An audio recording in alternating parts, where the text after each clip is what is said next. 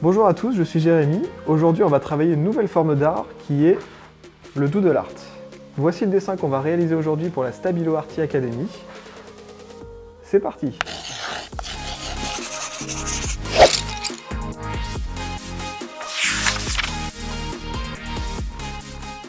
Donc le doodle art, qu'est-ce que c'est? C'est un style très coloré dans lequel on va retrouver beaucoup de formes, beaucoup de petits personnages qu'on va appeler des doodles, et on va essayer de leur donner plein de formes amusantes, plein d'expressions un petit peu fun. Donc pour ce faire, je vais utiliser différents produits de la gamme Arty, notamment le nouveau produit, le Pen 68 Max. Donc ce feutre, il a une particularité, c'est qu'il a une pointe biseautée, donc on va pouvoir faire différents types de traits tout simplement avec. On pourra faire des traits qui seront à la fois très épais, ou alors utiliser plutôt la pointe de la mine pour faire des traits qui seront beaucoup plus fins. Et on peut essayer de varier aussi avec les intensités, commencer avec un trait fin et terminer avec un trait épais. Ensuite, donc on va garder le Pen 68 Max de côté. Je vais aussi utiliser du coup le point 88 de la gamme Arty. Le point 88, lui, me permettra de faire des finitions avec des traits assez fins. Donc ce sera plutôt pour des contours ou alors du détail. Et je vais également utiliser le Pen 68. Donc là on voit qu'il a une mine un petit peu plus type feutre qui me permettra éventuellement de faire des petits remplissages. Et on voit que c'est une couleur voilà, qui se diffuse très bien.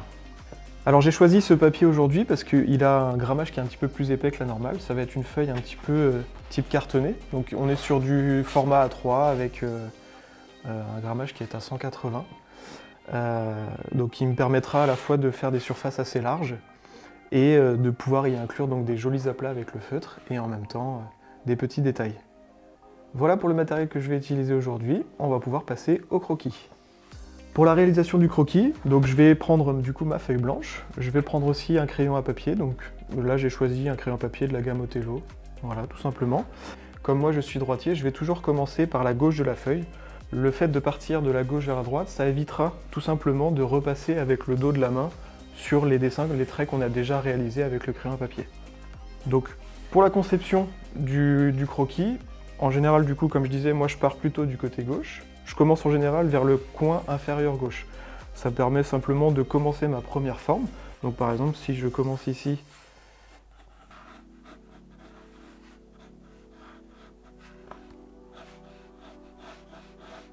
donc vous voyez pour mon croquis, je commence par des formes assez simples, où je vais faire en fait plusieurs petits coups de crayon tout simplement. Et je vais essayer de donner, comme je disais tout à l'heure, un petit peu quand j'expliquais ce qu'était le doodle art, essayer de donner des expressions un petit peu rigolotes à mes personnages. Donc là pour l'instant c'est vraiment la première étape, hein. J'y vais très sommairement. Là ici ce que je fais c'est que je double en fait l'épaisseur tout simplement de mon doodle dès le croquis initial, parce que en fait ça me permettra par la suite, dans les étapes suivantes, ça me permettra de, quand je ferai l'épaississement des contours, ça me permettra d'avoir déjà une marge de sécurité. Donc là, premier doodle terminé, on a déjà la forme de base. Je vais pouvoir continuer à étendre mon croquis. Par exemple, je vais pouvoir lui dessiner des flammes au-dessus de lui. Donc, quand on fait du doodle art, ça peut être aussi bien des petits monstres comme je peux dessiner là par exemple, mais ça peut aussi être des objets un petit peu inertes, dans le sens on peut faire par exemple des formes d'eau, on peut faire un skateboard, on peut faire une cassette audio. En fait, il n'y a pas de limite si vous voulez. Pour moi, le doodle art, c'est aussi synonyme de liberté. C'est vraiment, chacun fait ce qu'il a envie de faire, et en fait, on peut appeler ça du doodle art, tout simplement. Après, chacun aura aussi son coup de crayon, et c'est ce qui fait la particularité de tous les dessins, tout simplement. Donc là, hop, je fais une première flamme, on va lui en rajouter une petite deuxième.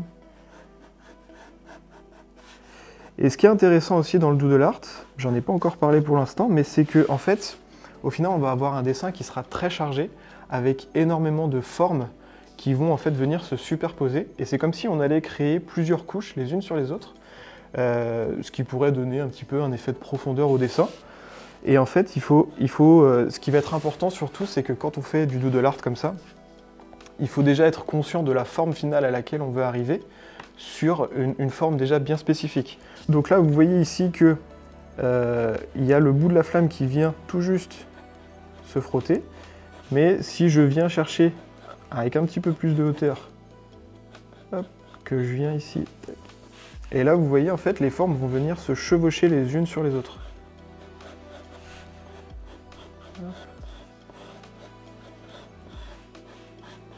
Donc toujours hein, dans le croquis, donc on essaie d'être assez sommaire. Hop.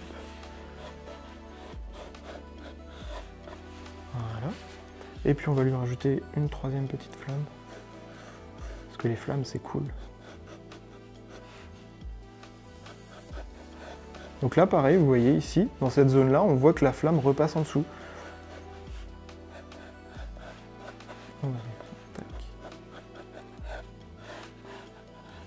Et voilà, on vient terminer les flammes ici comme ça. Donc vous voyez, sur la première étape du coup du croquis, au début c'est très sommaire, on essaie de faire juste une délimitation des formes.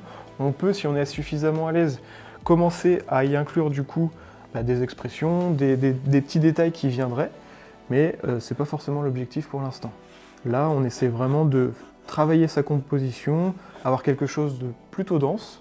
L'idée, c'est qu'on essaye d'avoir un minimum de zones qui seraient potentiellement blanches, même si moi, personnellement, ça ne me dérange pas d'avoir du blanc sur mon dessin, mais on va dire que plus c'est chargé, plus ça peut être intéressant aussi. Après, il ne faut pas non plus que ce soit trop chargé, sinon on risque d'avoir un mauvais contraste au niveau des couleurs. Je vous ai donné toutes mes astuces pour pouvoir correctement réaliser votre composition chez vous. N'hésitez pas à utiliser votre imagination, ou alors vous inspirer tout simplement sur internet. Donc voilà la composition finale. Vous voyez qu'on peut retrouver différentes formes de doodle.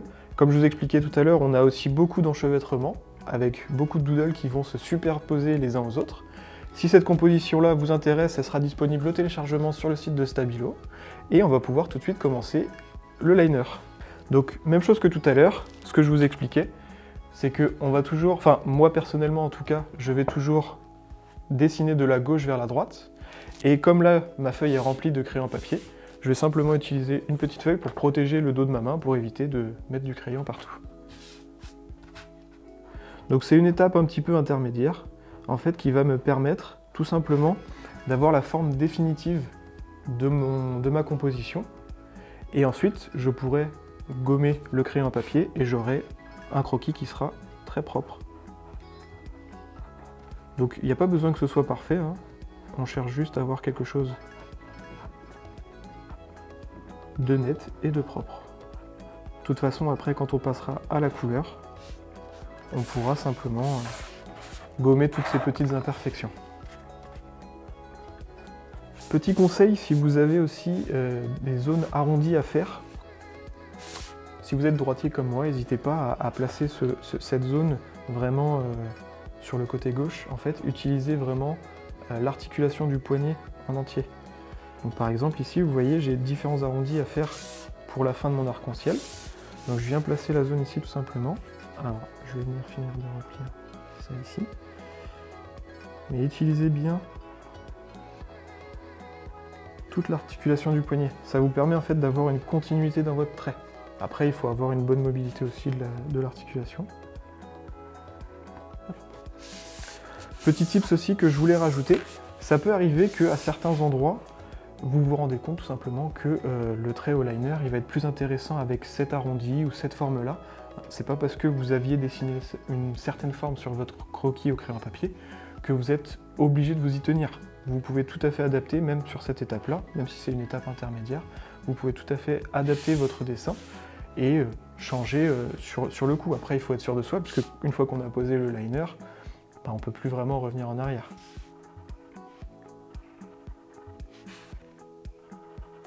Donc j'ai terminé avec le liner pour l'instant. Du coup, étape suivante, on va pouvoir enlever tout le crayon papier en gommant. N'hésitez pas à bien tenir votre feuille quand vous gommez, ça évitera que la gomme tout simplement déplace la feuille. Et aussi faites attention quand vous arrivez au bord. Moi j'ai une petite technique aussi, quand j'arrive au bord de la feuille tout simplement, plutôt que de faire des mouvements de va-et-vient, je vais plutôt faire des mouvements uniquement vers l'extérieur. Ça évitera de ramener et de potentiellement abîmer votre feuille. Avec cette feuille-là, ça craint pas grand-chose parce que le grammage est assez épais, mais si vous faites ce genre de dessin sur une feuille simple A4 par exemple, style imprimante, c'est des feuilles qui sont beaucoup plus fines et vous risquez de venir froisser votre feuille en fait en faisant votre mouvement d'aller et venue. Alors n'hésitez pas à bien venir gommer, hein. Il faut absolument qu'il n'y ait plus du tout une seule trace de crayon papier. Vous aurez du coup une meilleure lisibilité au niveau de votre dessin. Je vous laisse faire la même chose chez vous, et puis on se retrouve quand j'ai terminé. Donc voilà le rendu final une fois le gommage terminé. On va pouvoir commencer avec la mise en couleur et utiliser les Pen 68 Max que je vous ai présenté en début de vidéo. Alors j'ai commencé un petit peu le remplissage des couleurs, et puis comme vous pouvez le voir, j'ai à nouveau commencé par la gauche. Alors cette fois on n'a pas forcément besoin de feuilles de support. Si on procède sur cette technique-là, on n'a pas forcément besoin parce que le liner il est sec, en fait, il va pas y avoir de décoloration sur la main. Par contre, si vous êtes amené à remplir des couleurs un petit peu là, un petit peu de ce côté-là, un petit peu ici, au bout d'un moment, forcément, vous allez repasser votre main sur des endroits où vous avez déjà colorié. Donc là, je vous encourage à utiliser le petit support pour protéger, pour éviter qu'il y ait des transferts de couleurs entre les différents motifs qu'on peut utiliser. Les feutres, en général, moi j'aime bien les ranger sur la gauche de la table. Et au fur et à mesure que je les utilise, je vais simplement venir les mettre sur la droite de la table. Par exemple, ici, j'ai utilisé pour ce doodle-là cette couleur-là. Donc je vais pouvoir venir la ranger sur la droite. Comme ça, je sais que cette couleur-là a déjà été utilisée au moins une fois. Ce qui me permet un petit peu de répartir correctement mes couleurs, d'avoir une répartition des couleurs qui sera un petit peu plus homogène, plutôt que d'utiliser toujours les couleurs un petit peu fétiches que je pourrais avoir, notamment le jaune, le rouge, le bleu, enfin des couleurs assez simples, ce qui me permet de varier mes couleurs dans ma composition. Donc là, vous pouvez voir que sur des zones qui sont assez larges, je peux utiliser facilement l'aplat du crayon. Et puis sur des zones un petit peu plus détaillées, comme ici, on va plutôt venir utiliser la mine, qui me permettra d'avoir accès à des zones un peu plus petites et de dégager, en fait, c'est un petit peu comme dans la peinture à la maison. On dégage les angles et ensuite, on vient faire les grands traits pour remplir.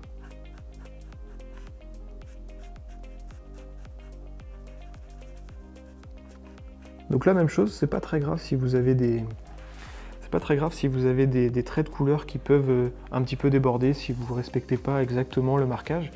Faut pas oublier qu'on a simplement fait l'étape du liner, donc c'est des traits qui sont très fins, et que derrière on va venir passer aux marqueurs qui seront beaucoup plus épais et qui permettront aussi de camoufler un petit peu tous ces petits défauts qu'on a pu accumuler au cours du dessin. Donc là pareil, je dégage mes angles, j'utilise la mine du feutre,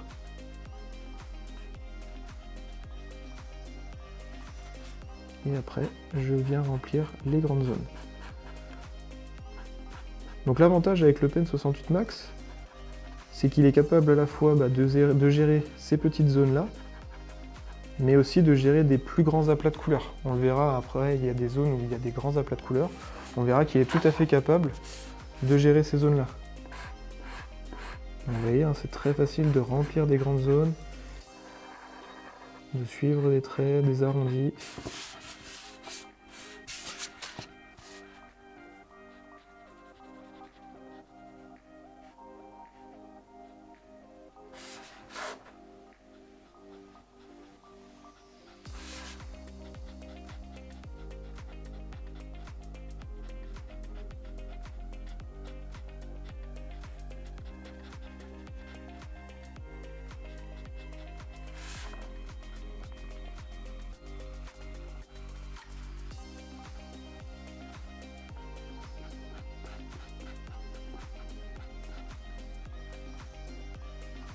Et vous n'avez plus qu'à répéter le même procédé sur tout le reste de la composition.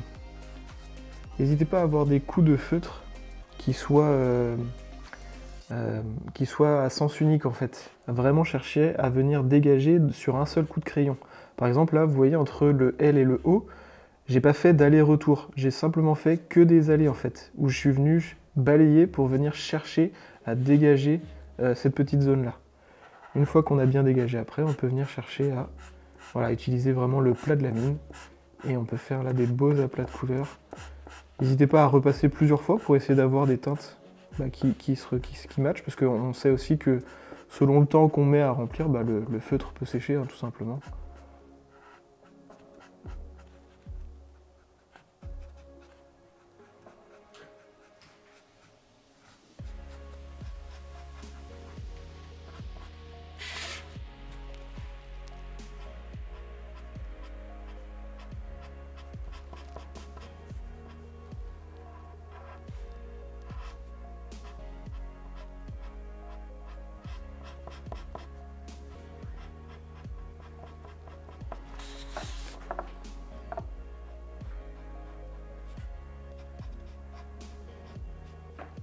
Donc là, ce que je fais en fait, c'est que je suis rendu quasiment à la fin de la colorisation pour ma composition. Donc là, je suis rendu à la zone de cet arc-en-ciel là. Et ici, vous pouvez voir que j'ai commencé à préparer justement les différentes teintes que je vais utiliser pour mon arc-en-ciel. Enfin voilà, je préfère préparer en amont sur un support à part pour pouvoir après être sûr des couleurs que je vais utiliser.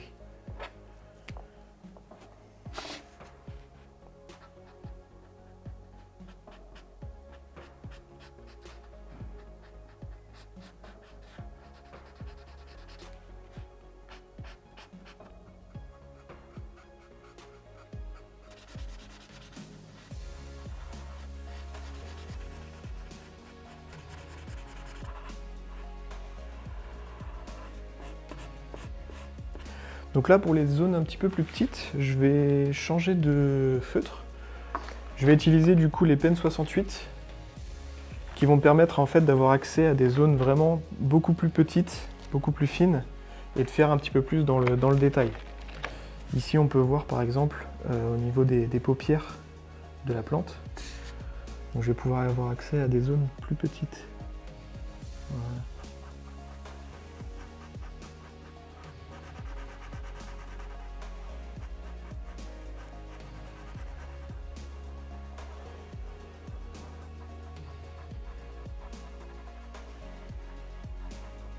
Donc là, j'ai terminé avec la couleur. Je vais passer maintenant, il me reste uniquement du noir à remplir. Donc je vais déjà remplir toutes les petites zones de noir. Et vous allez voir, c'est une de mes étapes préférées personnellement, parce que c'est là où vraiment tous les doodles en fait prennent vie. On va remplir les yeux, on va remplir des petites zones autour. Et vous allez voir que tout de suite déjà, il va y avoir quelque chose qui va ressortir déjà. Donc pareil, même règle, on reprend de la gauche.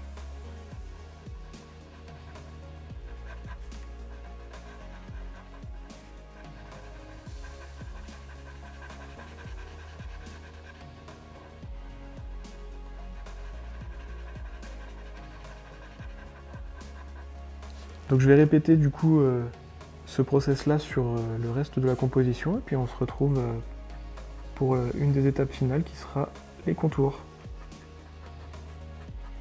Alors du coup je suis rendu à l'étape des contours ici, donc vous pouvez voir vraiment la différence entre la gauche et la droite, là où j'ai commencé vraiment à remplir les contours, où tout de suite enfin en tout cas moi personnellement je trouve que les doodles prennent vie en fait, et on voit tout de suite une différence. Alors pour l'instant c'est pas encore terminé, mais on voit bien qu'il y a une nette démarcation. Donc pour faire les contours, j'utilise les Stabilo Free, les T100 et les T300. Donc là, pour faire les gros contours, j'utilise les T300. Et puis pour des détails un petit peu plus précis, j'utiliserai les T100.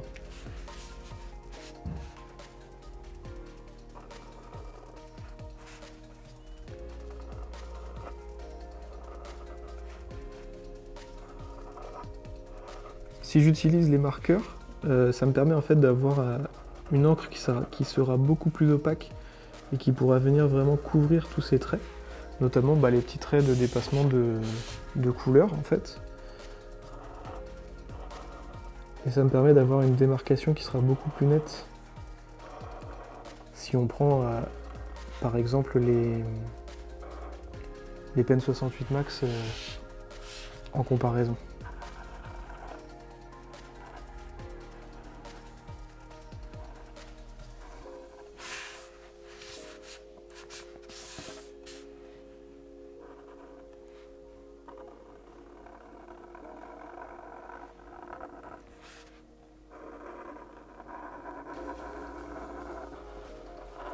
Donc pour ce doodle là en fait j'ai fait en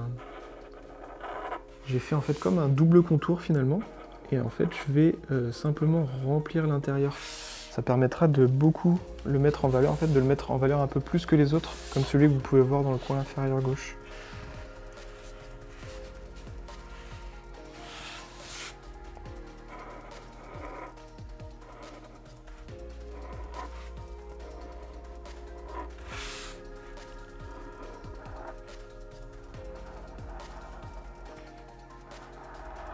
Donc là j'ai terminé avec les gros contours au T300, donc le Stabilo Free T300 pardon.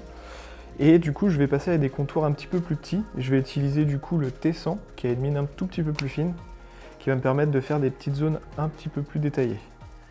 Donc il va y avoir déjà ce petit truc ici. Tac.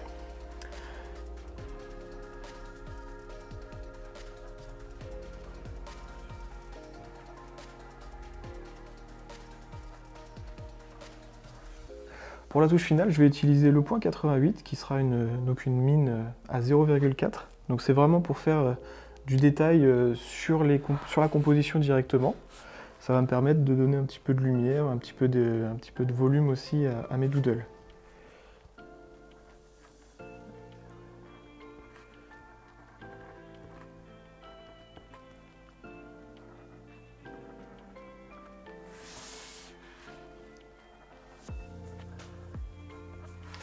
Donc ces petits détails que je fais, c'est simplement des petits traits pour délimiter des zones, pour voilà, apporter un petit peu de volume.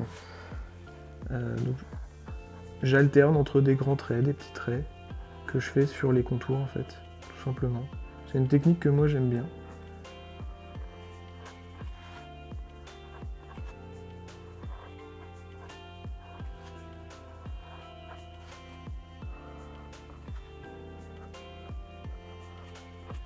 Pour cette étape-là, il n'y a vraiment pas de règle. Moi, j'y vais vraiment en improvisation. Je fais au fur et à mesure.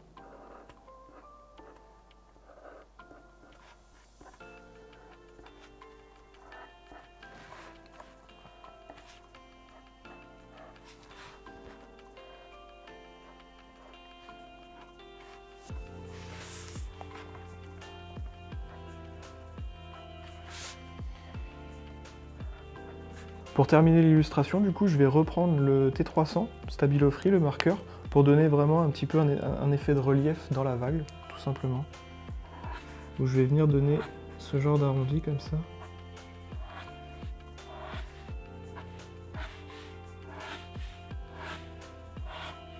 Comme si en fait tout simplement la vague était en train de déferler sur le reste de la composition. Tac. Une petite signature pour terminer. Et voilà. Si ce tuto vous a plu, n'hésitez pas à partager vos créations sur les réseaux sociaux. Pour plus d'inspiration, n'hésitez pas à vous rendre sur l'Instagram de Stabilo, vous y retrouverez les autres épisodes de la Arty Academy. Donc voici d'autres réalisations que j'ai pu faire. Si jamais vous êtes curieux, n'hésitez pas à vous rendre sur mon compte Instagram French Doodle. Merci beaucoup et à bientôt.